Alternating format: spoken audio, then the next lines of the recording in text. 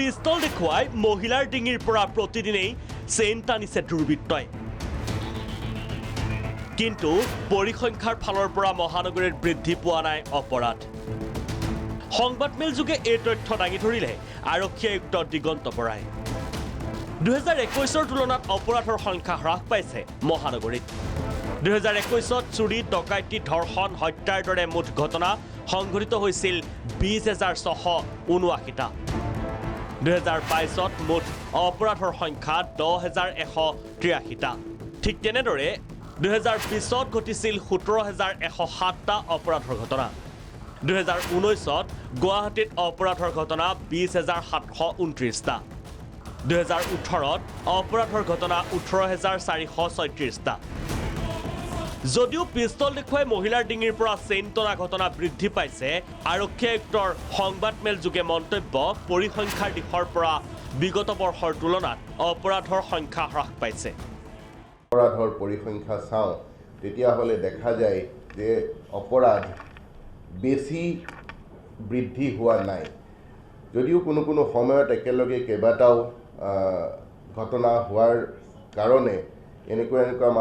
মানুহৰ বা আমাৰ ৰাইজৰ মনত এনেকুৱা উপলব্ধি হ'ব পাৰে যে গুৱাহাটীত অপৰাধ খুব বেছি হাৰত বৃদ্ধি হ'ল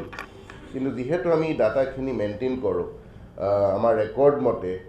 যেতিয়া আমি এনালাইচিছ কৰোঁ যোৱা 5 বছৰ যদি চাওঁ তেতিয়াহ'লে আগৰ কেইবছৰতকৈ যোৱাবাৰৰ অপৰাধৰ সংখ্যাটো কম সাংবাদিকৰ প্ৰশ্ন অপৰাধৰ সংখ্যা হ্ৰাস পালেও চিলনী চোৰৰ গেং কিয় কৰায়ত্ব কৰিব পৰা নাই মহানগৰ আৰক্ষীয়ে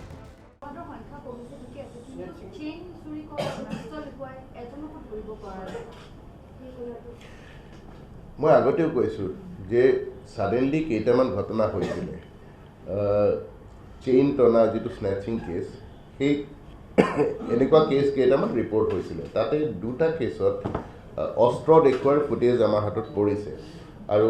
এনেকুৱা নহয় যে কাকো ধৰিব পৰা নাই যদি মই পৰিসংখ্যা দেখুৱাব গ'লে এই ধৰণৰ যিখিনি আমাৰ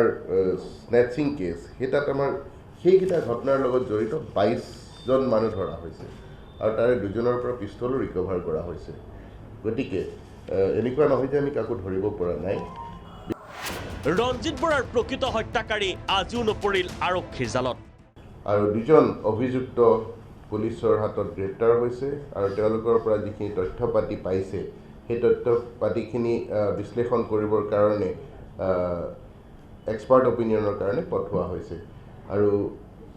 অসম আৰক্ষীয়ে মুখ্য কাৰ্যালয়ে এটা স্পেচিয়েল ইনভেষ্টিগেশ্যন টীম বনাই দিছে গতিকে আমাৰ special investigation team is working on this cash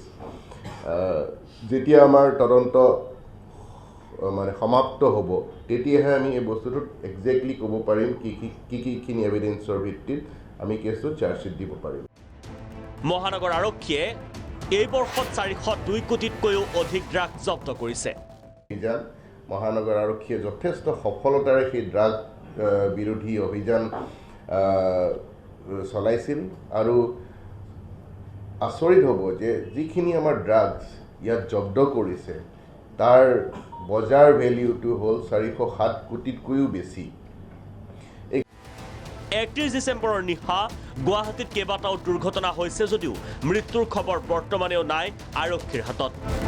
ইপিনে গুৱাহাটীৰ বিভিন্ন থানাত পৰি ৰোৱা 67.20% গোচৰ নিষ্পত্তি হৈছে